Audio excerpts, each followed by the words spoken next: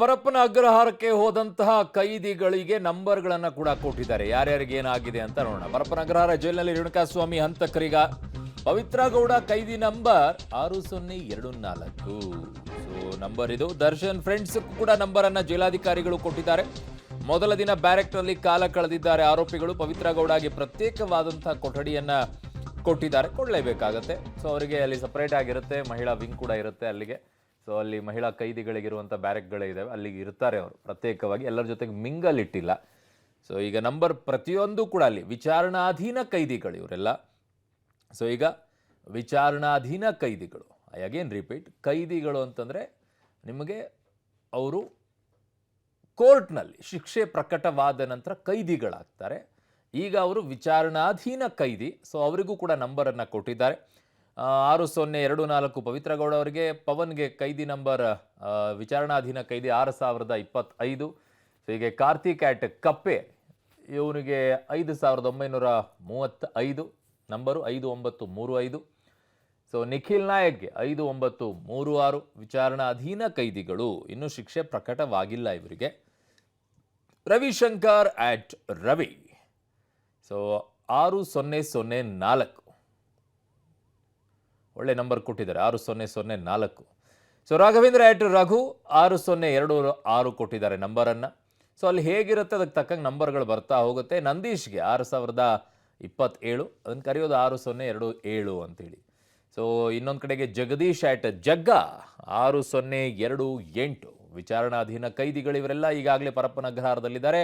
ಅನುಕುಮಾರ್ ಆಟ್ ಅನು 6029 ನಂಬರನ್ನು ಈಗ ಕೊಟ್ಟಿದ್ದಾರೆ. ಸೊ ನಾಗರಾಜ್ಗೆ 6030, ಇದು ಚೆನ್ನಾಗಿದೆ, 6030. So Nagaraj. Lakshman 6031. So series wise ಇದ್ದಂಗೆ ಕಾಣಿಸ್ತಾ ಇದೆ ಇಲ್ಲಿ. 6024ರಿಂದ ಶುರು ಆಗುತ್ತೆ ಈ ನಂಬರ್ಸ್ಗಳೆಲ್ಲ.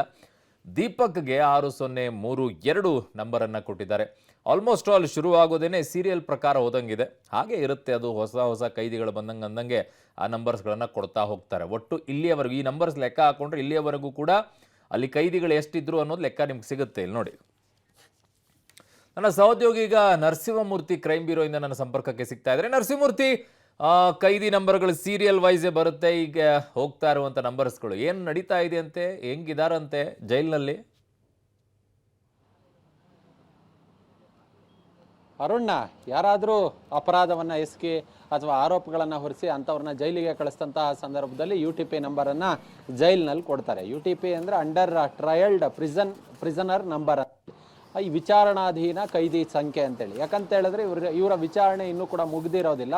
ಹೀಗಾಗಿ ವಿಚಾರಣೆ ಹಂತದಲ್ಲಿರೋದ್ರಿಂದ ಕೋರ್ಟ್ನಲ್ಲಿ ಹೀಗಾಗಿ ಇವರಿಗೆ UTP ನಂಬರನ್ನು ಕೊಡ್ತಾರೆ. ಒನ್ಸ್ ಯಾವಾಗ ಟ್ರಯಲ್ ಆರಂಭವಾಗುತ್ತೋ ಆ ಬಳಿಕ ಇವರಿಗೆ ಶಿಕ್ಷೆ ಆಗುತ್ತೋ ಅಂತಹ ಸಂದರ್ಭದಲ್ಲಿ ಕೈದಿ ಸಂಖ್ಯೆಯನ್ನು ಕೊಡ್ತಾರೆ. ಇದೀಗ ನಿನ್ನೆ ಜೈಲು ಸೇರಿದಂತಹ ರೇಣುಕಾಸ್ವಾಮಿಯ ಕೊಲೆ ಆರೋಪದಲ್ಲಿ ಜೈಲು ಸೇರಿರ್ತಕ್ಕಂತಹ 13 ಜನ ಆರೋಪಿಗಳಿಗೆ ಇದೀಗ UTP ನಂಬರನ್ನು ಜೈಲಿನ ಅಧಿಕಾರಿಗಳು ನೀಡಿದ್ದಾರೆ. ಅದರಲ್ಲಿ ಪವಿತ್ರ ಗೌಡ ಕೂಡ ಇದ್ದಾರೆ. ಪವಿತ್ರ ಗೌಡಗೆ 6024 ನಂಬರನ್ನು ನೀಡಲಾಗಿದೆ. ಹಾಗೆ ಈ ಉಳಿದ ಆರೋಪಿಗಳು ಯಾರಿದ್ದಾರೆ ಅವರೆಲ್ಲರಿಗೂ ಕೂಡ ಈ ವಿಚಾರಣಾಧೀನ ಕೈದಿ ನಂಬರನ್ನು ಕೊಡಲಾಗಿದೆ. ನಿನ್ನೆ ಎಲ್ಲರನ್ನ ಜೈಲಿಗೆ ಬಿಟ್ಟಂತಹ ಸಂದರ್ಭದಲ್ಲಿ ಎಲ್ಲರನ್ನೂ ಕೂಡ ಕ್ವಾರಂಟೈನ್ ಸೆಲ್ನಲ್ಲಿ ಇರಿಸಲಾಗಿತ್ತು. ಇವತ್ತು ಅವ್ರನ್ನ ಕ್ವಾರಂಟೈನ್ ಸೆಲ್ನಿಂದ ಇದೀಗ ಅವ್ರನ್ನ ಬ್ಯಾರಕ್ಗಳಿಗೆ ಚೇಂಜ್ ಮಾಡುವ ಕೆಲಸವನ್ನು ಮಾಡಲಾಗಿದೆ.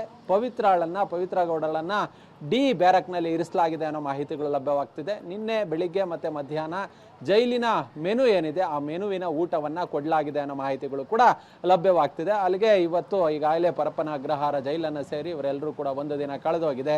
ಹೀಗಾಗಿ ಇನ್ನು ಮುಂದೆ ಇವರ ಪರ ವಕೀಲರು ನ್ಯಾಯಾಲಯದಲ್ಲಿ ಜಾಮೀನಿಗಾಗಿ ಅರ್ಜಿಯನ್ನು ಹಾಕ್ಕೊಂಡು ಜಾಮೀನನ್ನು ಪಡೆಯುವಂತಹ ಕೆಲಸವನ್ನು ಆರಂಭ ಮಾಡ್ಬೋದು. ಸದ್ಯ ಈ ಒಂದು ರೇಣುಕಾಸ್ವಾಮಿಯ ಕೊಲೆ ಪ್ರಕರಣದಲ್ಲಿ 13 ಆರೋಪಿಗಳು ಜೈಲು ಸೇರಿದ್ದಾರೆ. ಉಳಿದ 4 ಆರೋಪಿಗಳು ದರ್ಶನ್ ಮತ್ತು ಇತರರು ಇನ್ನೂ ಕೂಡ ವಿಚಾರಣೆಯನ್ನು ಪೊಲೀಸ್ ಕಸ್ಟಡಿಯಲ್ಲಿ ಎದುರಿಸ್ತಿದ್ದಾರೆ. ಓಕೆ ನರಸಿಂಹಮೂರ್ತಿ, ನಿಮ್ಮೆಲ್ಲ ಮಾಹಿತಿಗೆ ಧನ್ಯವಾದಗಳು.